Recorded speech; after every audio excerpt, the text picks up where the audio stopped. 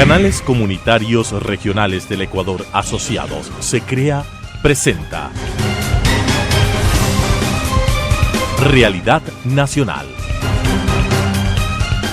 Un gusto estar con ustedes, amigos, como todas las semanas en el espacio de SECREA de los canales comunitarios y regionales del Ecuador Asociados, que con la fuerza de 45 canales de televisión logramos distribuir y difundir este espacio, este programa informativo a nivel nacional durante toda la semana. En esta ocasión nos acompaña el ingeniero Diego Vivero, quien es director de Agrepi, una asociación de restaurantes de Pichincha. Adicionalmente a eso es gerente propietario de Pizza Sa, promotor de la implementación del distintivo Q a nivel nacional y directivo en varios gremios empresariales. Qué gusto, Diego, bienvenido a SECREA. Mucho gusto, Roberto, siempre un placer. Qué pena que nos tocó hacerlo a distancia, pero las circunstancias no nos permitieron estar contigo. Efectivamente. Un fuerte abrazo. Y muchas gracias, y de eso vamos a comentar justamente en este programa, que estamos atravesando en estos días problemas muy fuertes a nivel nacional, donde cierto sector de la sociedad intenta generar una desestabilización que no permite que las empresas privadas, en este caso, que es de lo que vamos a conversar justamente ahora, puedan desarrollarse de manera adecuada. Frente a estas propuestas del sector indígena, ¿cómo se ha visto afectado el sector de los restaurantes? No solamente en Quito, sino en todas las zonas que han sido afectadas por este proceso. Bueno, Roberto, te imaginarás que el golpe es más fuerte una vez después de que arrancamos un proceso de reactivación, se puede decir, para comenzar a recuperar pérdidas que venían arrastrándose paradójicamente desde octubre del 2019, cuando este mismo grupo de líderes convocaron a esta marcha que terminó siendo un secuestro a mano armada de quienes posteriormente la Asamblea Nacional incluso sobreseería e iría, ¿no? Y lamentablemente ahora estas son las consecuencias. Tenemos un sector que nuevamente se ve atrapado y que definitivamente en el momento menos oportuno. Entonces, el sector restaurantero, más allá de que nos resulta complejo entender quiénes son nuestros proveedores, ¿no? Buena parte de lo que nosotros vendemos viene del agro y de la ganadería ecuatoriana. Ellos mismos no permiten que pasen sus productos, asustan a nuestros clientes para que no vayan a consumirlos, pero por otro lado piden empleo, piden lo mismo que nosotros pedimos. ¿Cómo no quisiéramos que baje el aceite? ¿Cómo no quisiéramos que baje la gasolina? ¿Por qué no bajan los sueldos? Si se supone que la subida de sueldos fue justamente para mantener la paz social. Pero creo que hay una información bastante escasa o mediocre de parte de los líderes de estos grupos, que realmente los utilizan y ahora nos tienen a nosotros sometidos y complicados aún más en nuestra economía. Ahora, en el sector que tú representas, Diego, ¿ustedes han pensado, tienen planteado o han presentado alguna propuesta al gobierno nacional justamente para la reactivación del sector al que tú representas y seguramente el sector empresarial del país? La recuperación de nuestro sector depende mucho, Roberto, de la recuperación del país. Nosotros no somos desde ningún punto de vista un producto de primera necesidad, si bien es cierto, es comida. Tú sabes que cuando sales a comer es cuando tú has resuelto muchos de tus otros aspectos económicos. Somos los más interesados en combatir la pobreza. Somos los más interesados en que la gente tenga recursos para poder visitarnos a nosotros y nosotros poder generar empleo y ese empleo genere producción y, en fin, en ser parte de ese engrasamiento de la economía nacional que tan afectada ya venía desde hace años atrás, incluso de la propia pandemia. Entonces, nuestra propuesta siempre ha ido en una escalada. Digamos, siempre hemos sido defensores del hecho de que la generación de trabajo amerita una simplificación de las reglas del empleo dentro de nuestro país. Así es que yo creo que el gobierno debería partir por eso, debería partir por permitir que nosotros que generamos mucho empleo y rápido y fácil, y ojo, no necesariamente un empleo de alta capacidad y profesionalismo. Mis empleados, Roberto, han crecido conmigo. Yo les he dado un oficio, les he enseñado a hacer pizzas, les he enseñado a dejar una mesa. Es gente que sale con un oficio y además con un sueldo.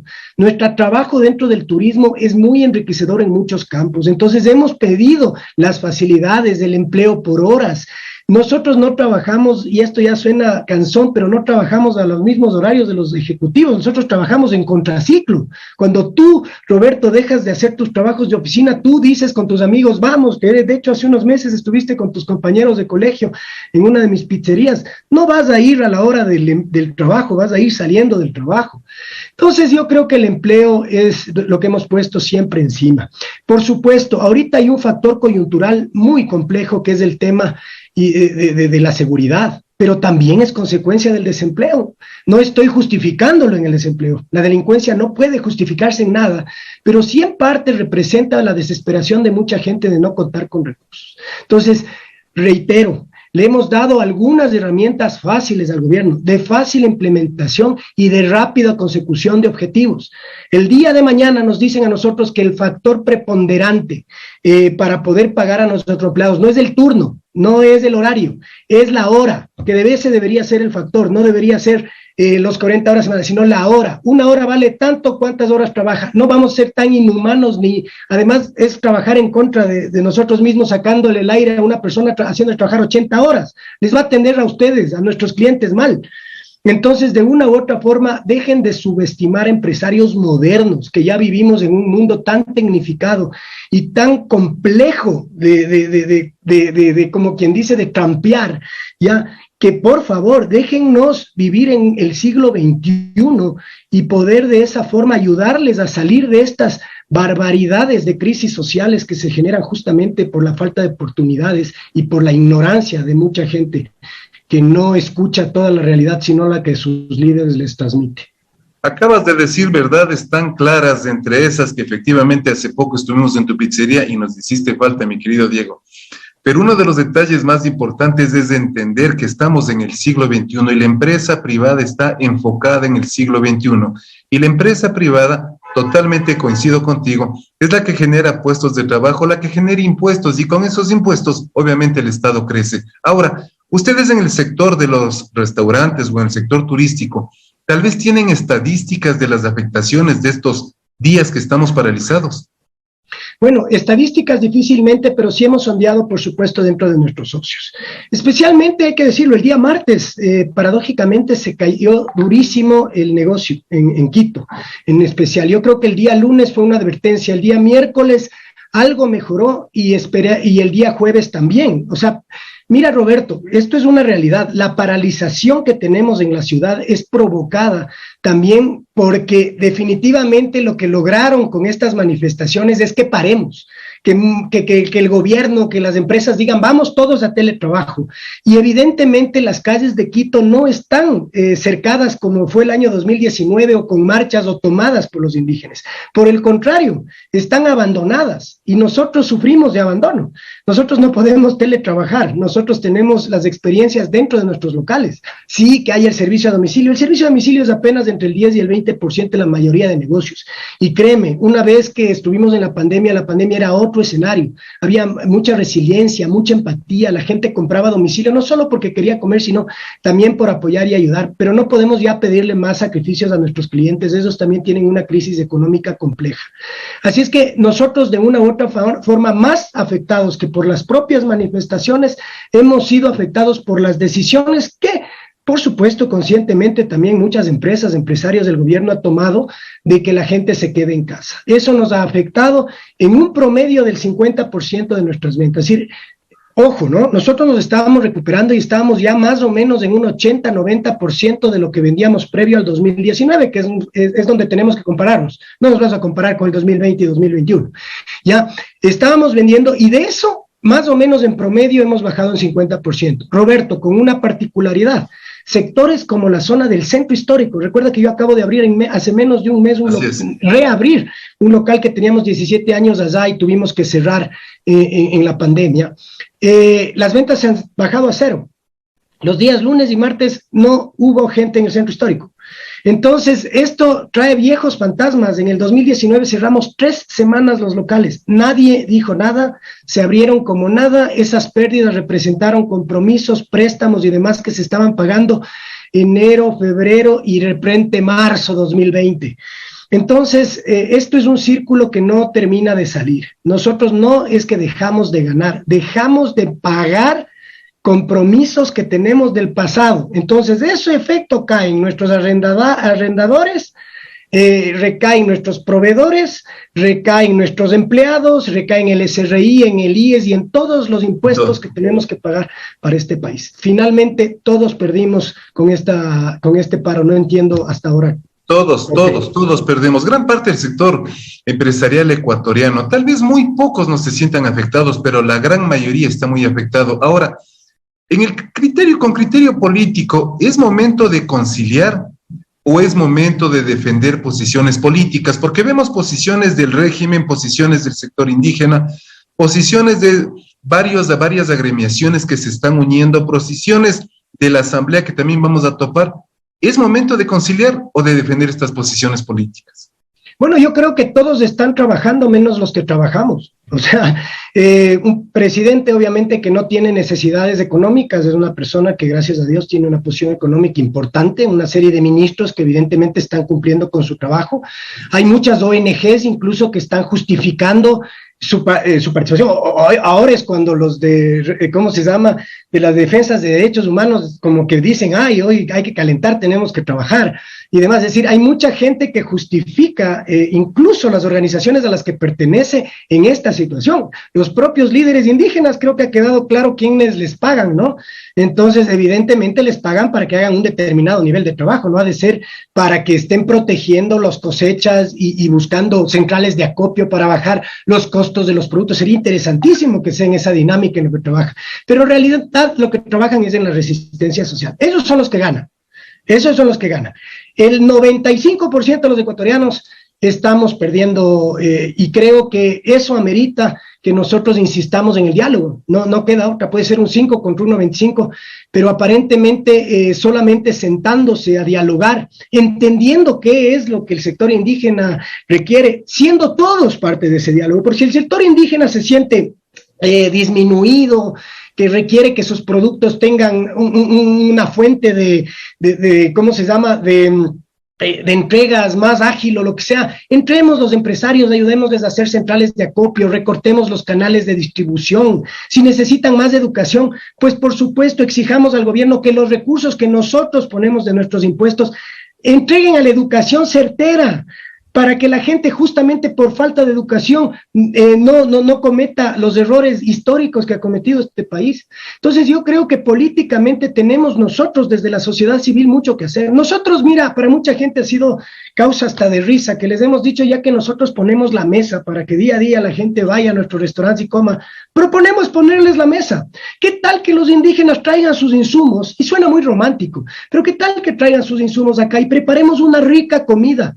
Ecuador es un país deliciosamente rico, de fruta fresca, de legumbres frescas, en donde la mitad del mundo nos permite tener un clima privilegiado, donde no se paralizan las calles porque hubo una nevada increíble y la gente no puede llegar a sus trabajos o porque hay un calor insoportable y se nos queman las suelas de los zapatos. Y sin embargo, tenemos a gente que nos paraliza. Nos paralizó, lo único que nos había paralizado tan de largo es una pandemia, pero ya porque es imposible de superar, pero que sea la propia gente, que no sea el clima, que no sea el tema sanitario, es realmente inconcebible en un país tan rico. Nosotros proponemos dentro del ámbito político ponerles la mesa, les cocinamos lo que quieran con las delicias que vienen y que tiene nuestro país, y conversemos en un ambiente distendido, en un ambiente en el cual los industriales, los comerciales, los constructores, los gastrónomos, los turísticos, podamos definir nortes en los cuales todos ganemos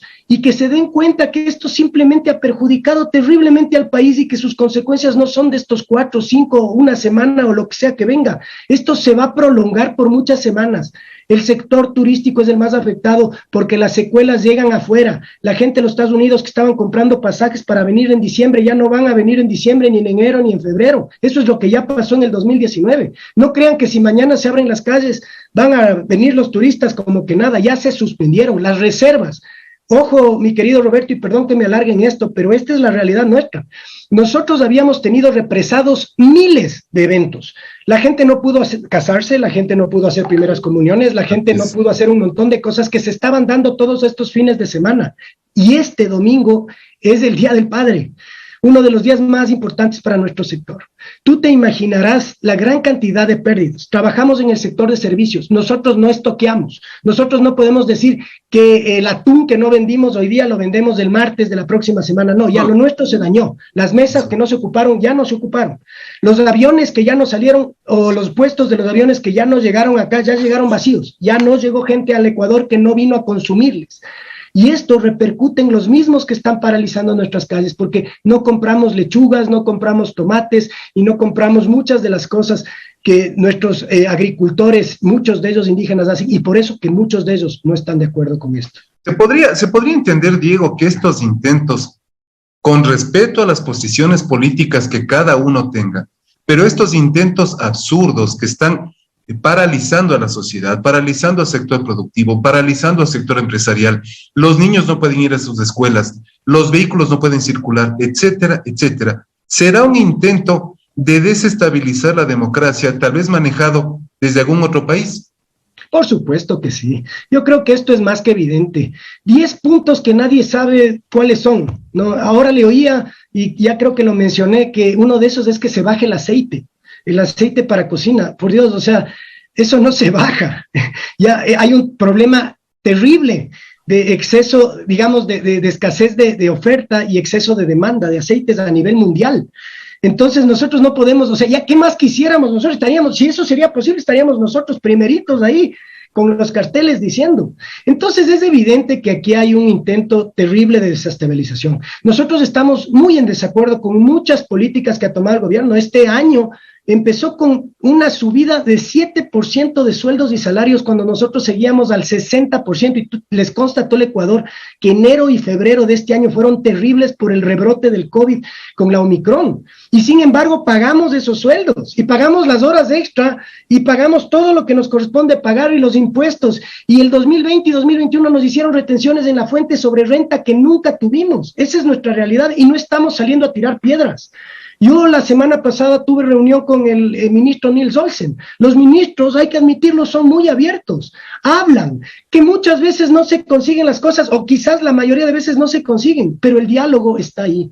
Entonces, que no vengan con el pretexto de que esta situación es para estos 10 puntos que los propios indígenas no conocen, o las bases no conocen qué están pidiendo.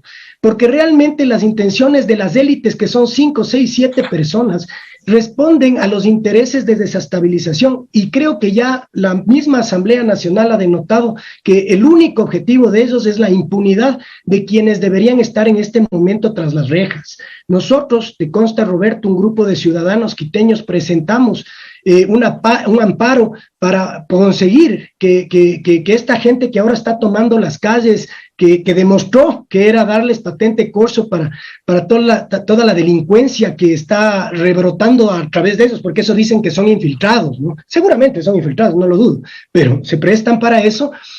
Sin embargo, tú verás que la respuesta de la Asamblea, del presidente de la Asamblea, que misteriosamente apareció de presidente en estas últimas semanas, fue acudir a la Corte e indicar que rechazan totalmente nuestras solicitudes. Entonces, es clarísimo, y además no es solo esto es parte de la estrategia. Claro. Esto es seguir dando y dando martillo, y por más que no estemos de acuerdo con el gobierno nacional, nosotros respaldamos y respetamos la democracia, y no estamos saliendo, porque hoy vamos a salir, por supuesto, y seguiremos saliendo para demostrarles que los quiteños no estamos escondidos debajo de una piedra, estamos trabajando, que es muy distinto, pero a las 5 de la tarde nos estamos convocando el día de hoy, viernes, a las Shiris, y ahorita estamos convocando en Puembo, también está convocando Cumbayá, nos estamos uniendo varios sectores, porque no estamos dormidos, estamos trabajando, y vamos a demostrar que esto no es una defensa del gobierno nacional, sino es un gobierno de nuestras casas, de nuestras familias, del derecho de nuestros hijos a vivir en un mejor país, en el cual no se ve amenazado cada año por generaciones de personas que definitivamente no están viendo el bosque, sino simplemente los árboles. Y que no comprenden, a mí suma un detalle a lo que tú dices, no comprenden lo que es el desarrollo empresarial. Ahora, el Comité Empresarial Ecuatoriano, del cual tú eres parte en el aspecto dirigencial, ha expresado un respaldo al gobierno. ¿Se podría interpretar que el sector empresarial está inmiscuyéndose en el ámbito político, o netamente está respaldando lo que tú acabas de señalar, el desarrollo del sector empresarial ecuatoriano?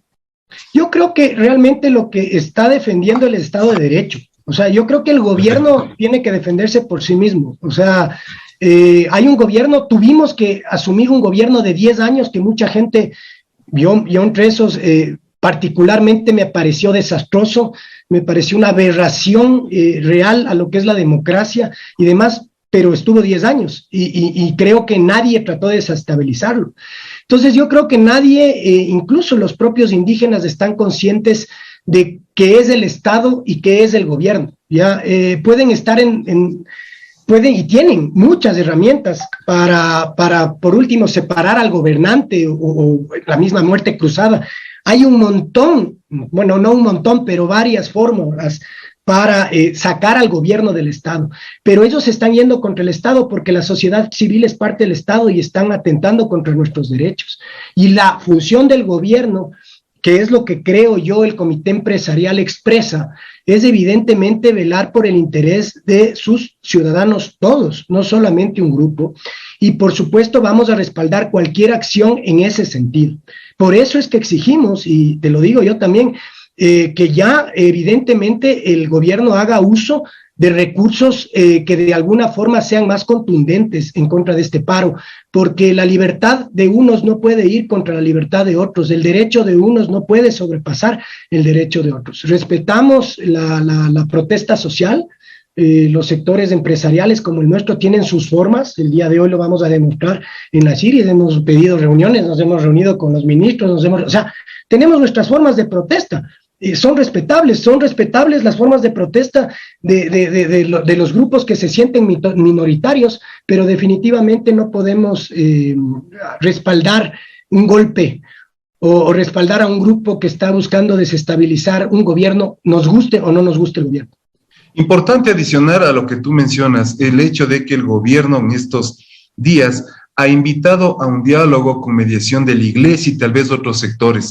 Esto buscando el bien común, buscando el desarrollo social, la paz social, la tranquilidad humana y de los ciudadanos.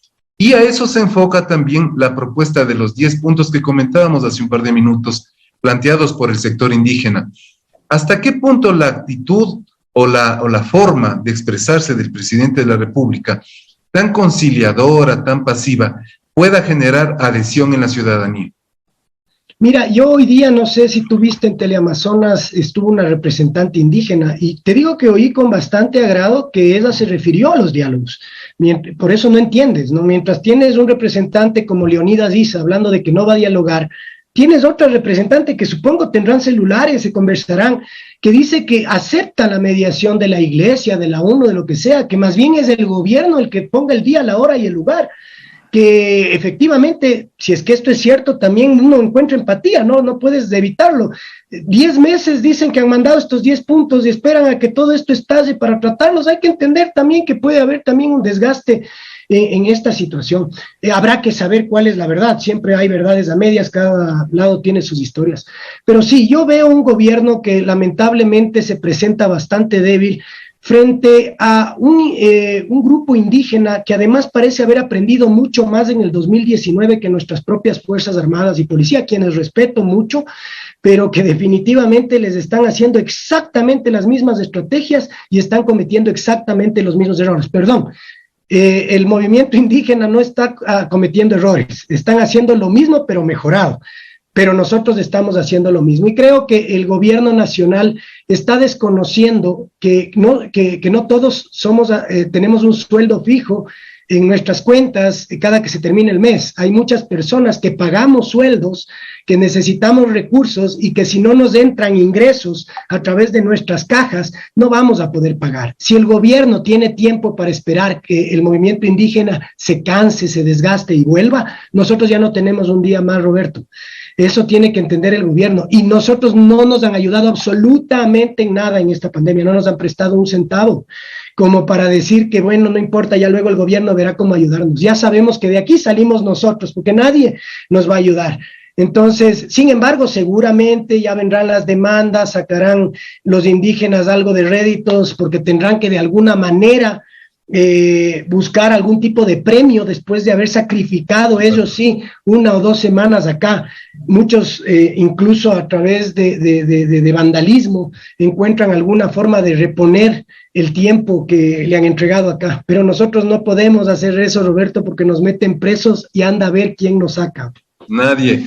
Finalmente, mi querido Diego, yo creo que las respuestas a este diálogo que hemos tenido nos permite entender cuál es la opinión del sector empresarial, no solamente de los restaurantes, de todo el sector empresarial del país. Ahora, ¿qué decir finalmente?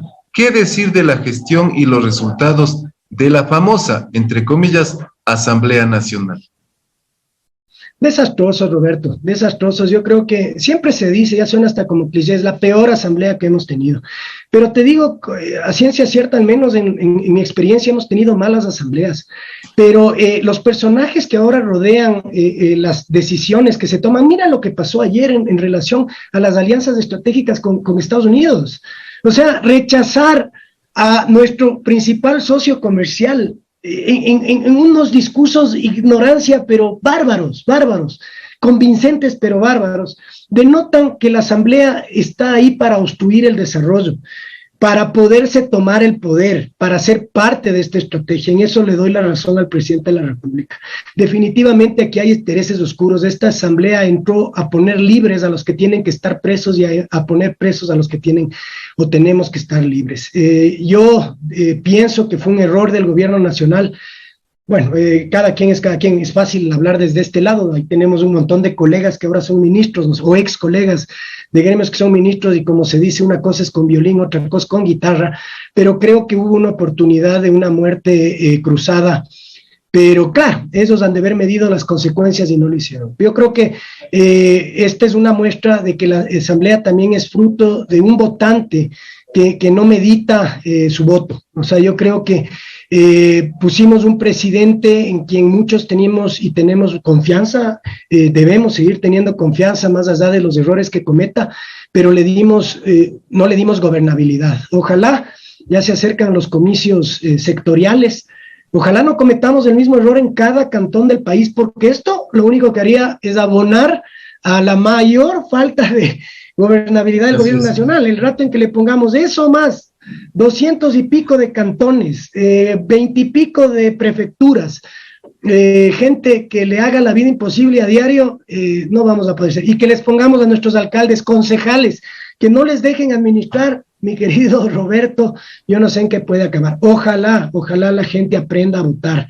Ojalá el voto no fuese obligatorio, porque creo que mucha gente vota aquí no con conciencia, y somos pocos los que realmente meditamos.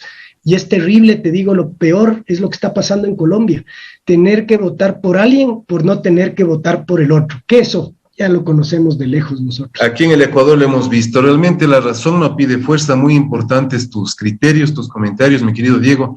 Esperemos que esto se solucione porque nos afecta a todos los ecuatorianos. Coincidimos plenamente con lo expresado.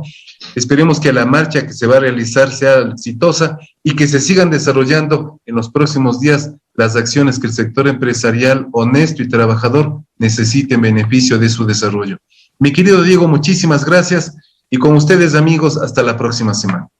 Transmitida por Unción, Nordvisión, Color TV, Oca TV, Canela TV, TV+, UCSG Televisión, Costranera, ABC TV, TV Norte, V Televisión, TV Agro, Manavisión, TV Manavita, Saracay TV, Teleandina, RTU, Asomavisión, Telesucesos, Unimax, Ecovisión, Lidervisión, TVS, Ecuavisión, Telegalápagos, Telemar, Televisión Católica, Los Encuentros. Canales Comunitarios Regionales del Ecuador Asociados, SECREA, presentó Realidad Nacional.